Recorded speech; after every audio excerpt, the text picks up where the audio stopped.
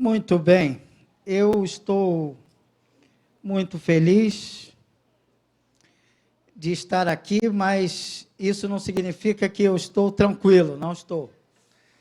As pernas ficam assim, mas eu sou ainda metida forte, soldado, e eu tento permanecer em pé. Eu quero propor aos irmãos, durante os cultos da manhã, estudarmos a vida de um personagem, 3 falas deste personagem, o homem que recebeu elogio de Deus, de Jesus, na pessoa de Jesus, de que ninguém nascido de mulher era tão brilhante, tão referência quanto ele. Eu falo de João Batista. João Batista é uma pessoa curiosa. João Batista foi dedicado ao Senhor ainda no ventre de sua mãe, antes mesmo da mãe ficar grávida. O pai dele era sacerdote. João Batista foi, então, dedicado ao Senhor antes de nascer, como alguns aqui.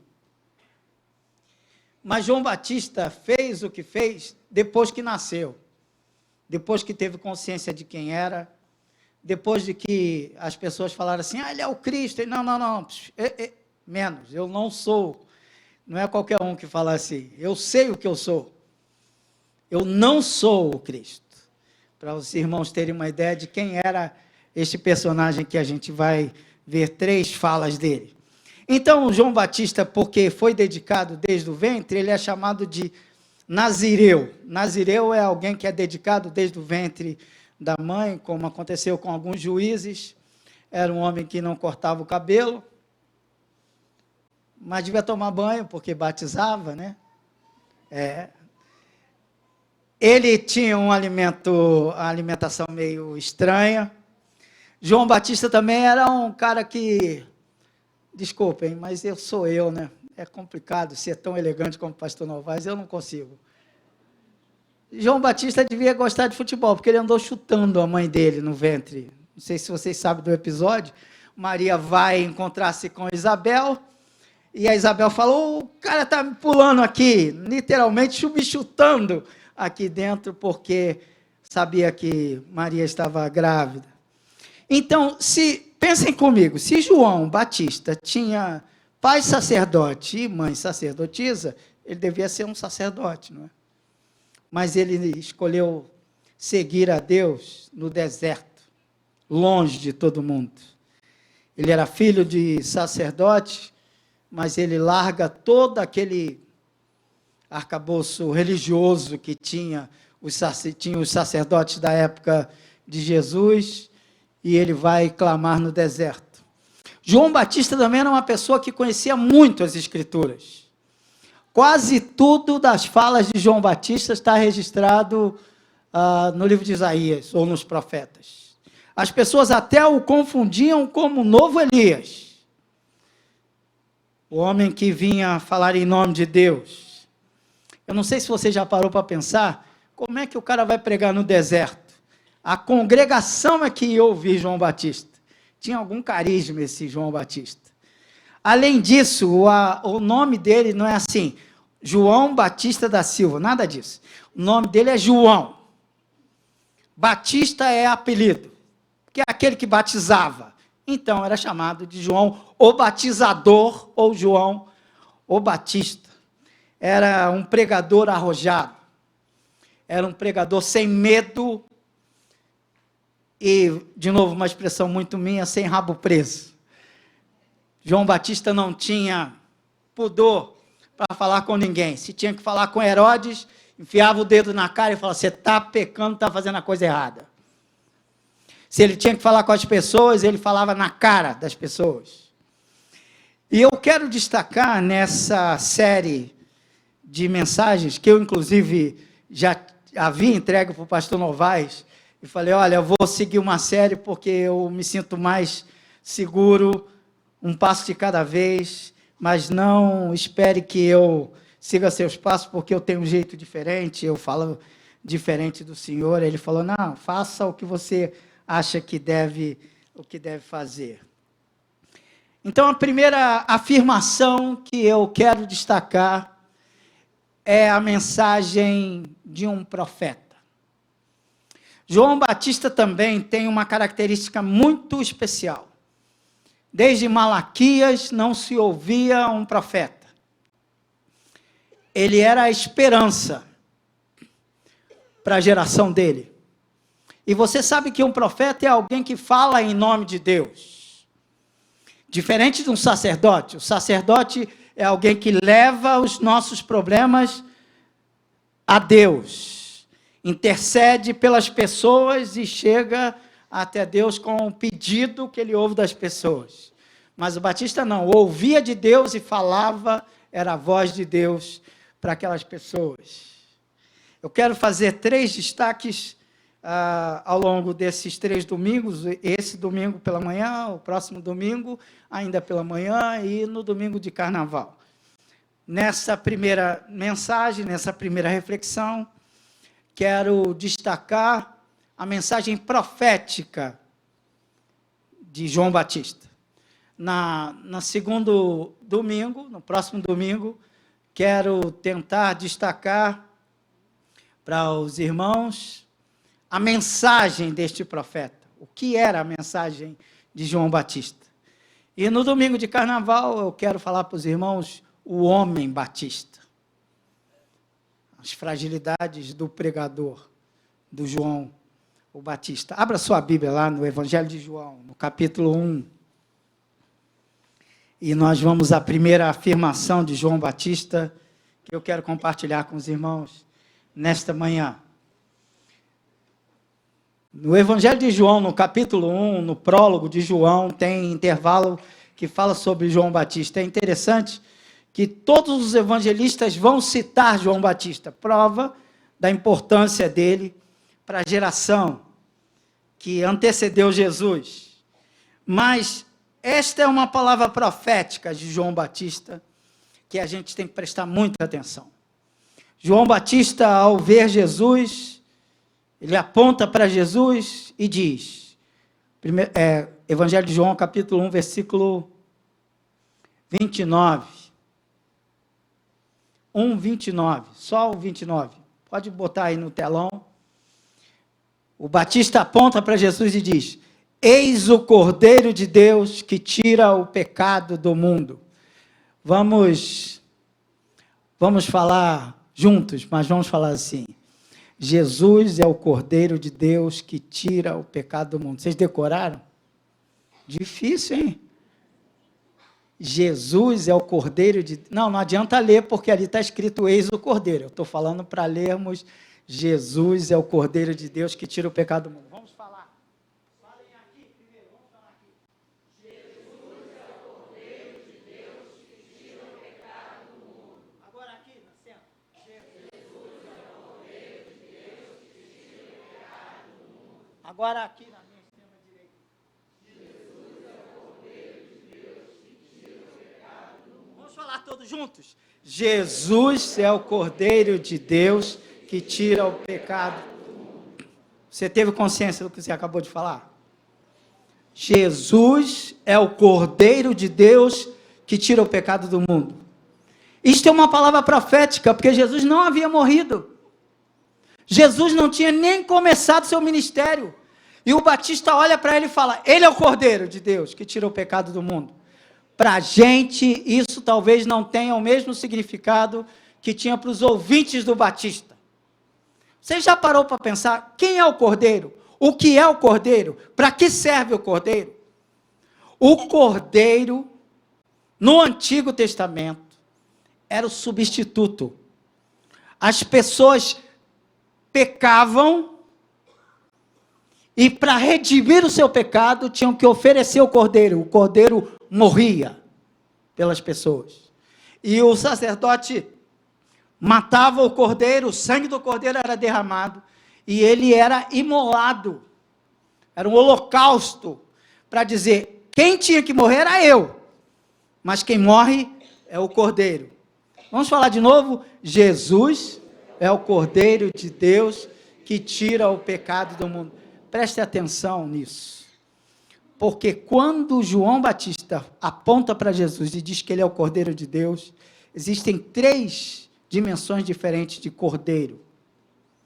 A primeira história do Antigo Testamento que tem cordeiro, você sabe muito bem, é de Abraão e Isaac. Lembra-se da história?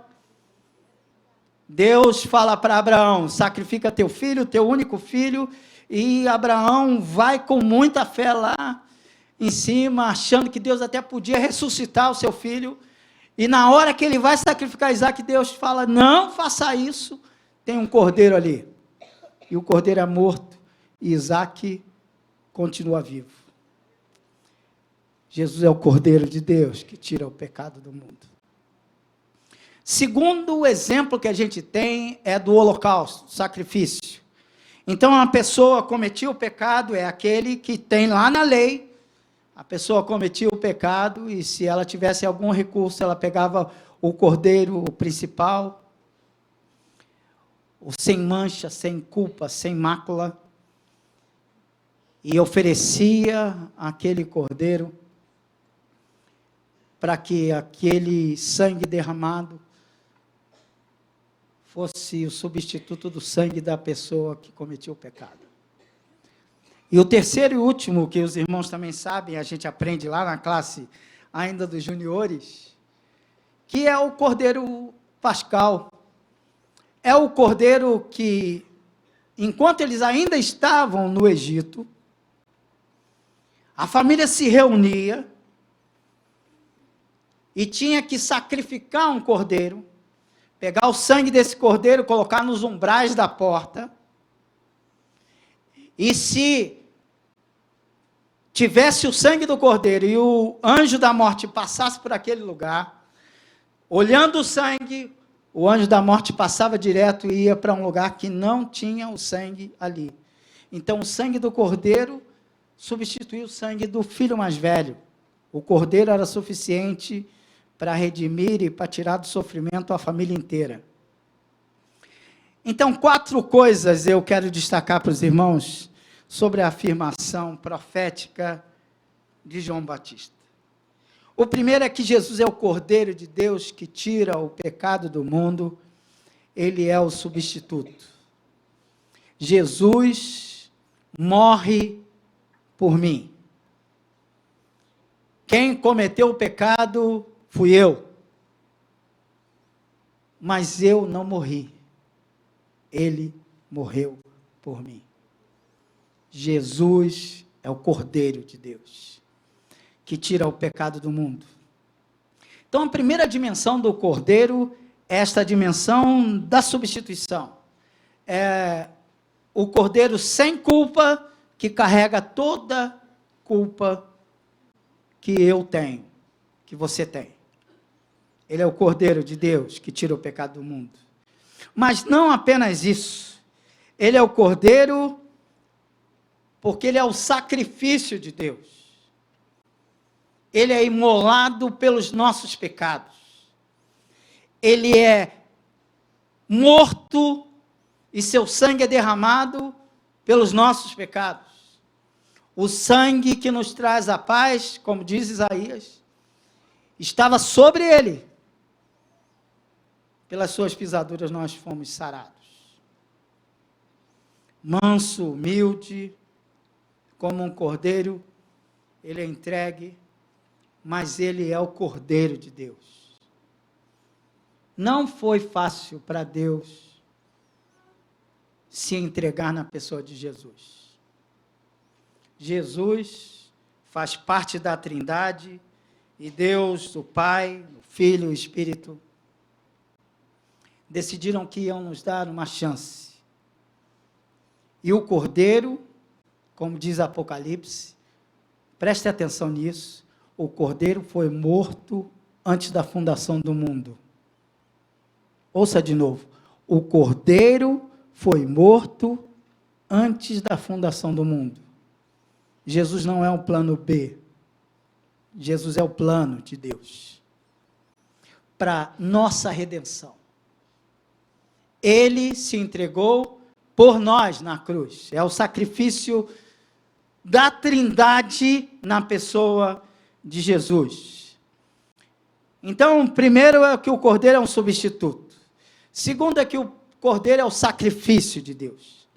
Terceiro é que o cordeiro é suficiente. Era suficiente para uma família inteira não passar pela dor de perder um dos seus. E ontem, meu time de coração comemorou 1 ano que os meninos morreram lá no ninho. E só quem já perdeu um filho sabe a dor que é a morte de uma criança. Aquelas crianças lá do Flamengo morreram, mas as crianças do Egito morreram, mas as crianças judias que tinham os pais tementes a Deus e mataram o cordeiro, não morreram. Porque o cordeiro foi entregue por causa daquelas crianças. O cordeiro é entregue por causa de cada um de nós. Ele é suficiente.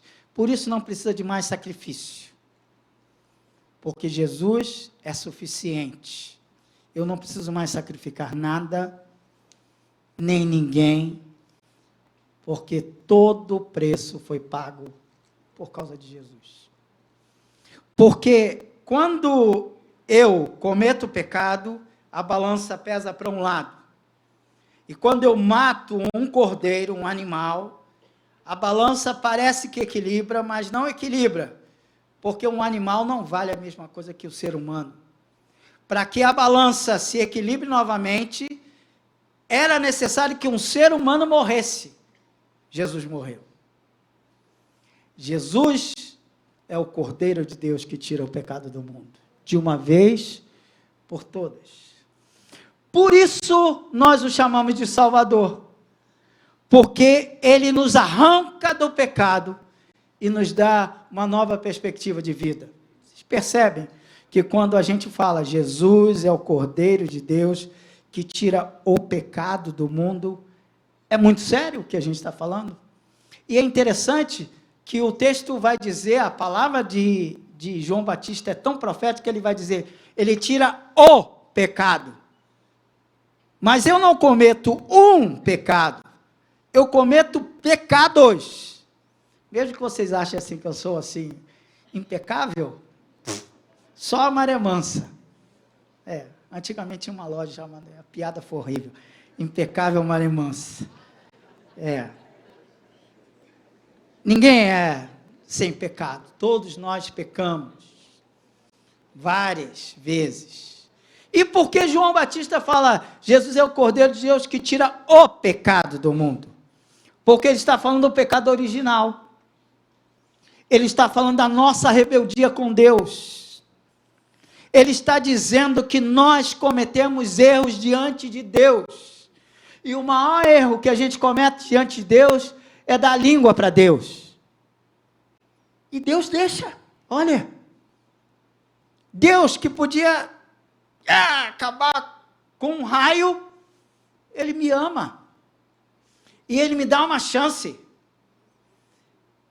Jesus é o Cordeiro de Deus que tira o pecado do mundo. Por isso, se nós confessarmos os nossos pecados, ele é fiel e justo para nos perdoar os pecados e nos purificar de toda injustiça, porque Jesus é o Cordeiro de Deus que tira o pecado do mundo. Não apenas o meu, o seu também. Não apenas o meu e o seu, mas o do meu avô, que já foi. Não apenas o meu, o seu, dos que foram, mas também dos que virão. Jesus é o Cordeiro de Deus que tira o pecado do mundo. Só Ele. Mas olha que coisa interessante. Ele só pode tirar o pecado de quem tem consciência de pecado. Se eu chamo o pecado de, eu vacilei, foi uma falha, errar é humano.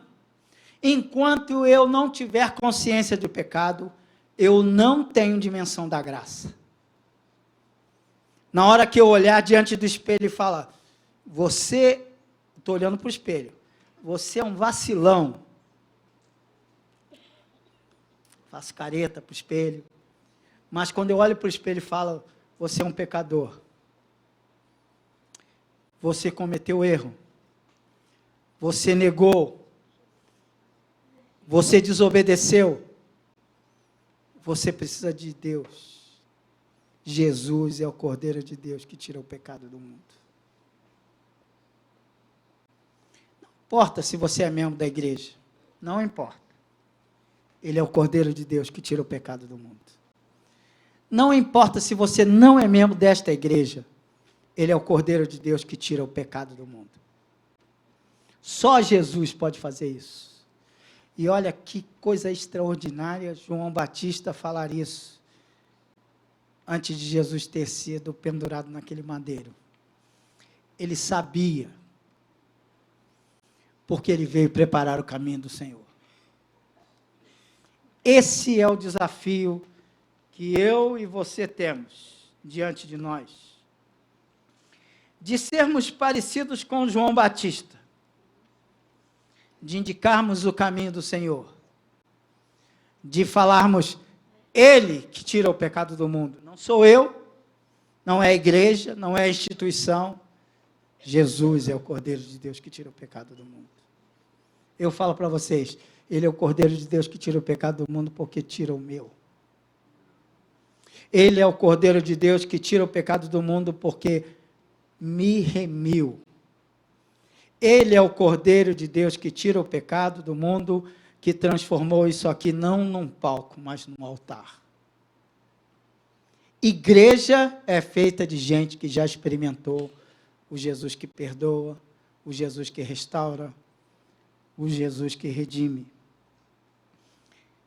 E eu quero desafiar você a confessar os seus pecados diante do Senhor. Dê nome ao seu erro. Você não é só um vacilão, você é um pecador. Dê nome ao seu erro. Busque solução para o seu erro no único que pode solucionar, Jesus. João Batista estava certo. Admita e entregue sua vida a Ele, Jesus. Confesse, reconheça sua pequenez diante dele, de Jesus.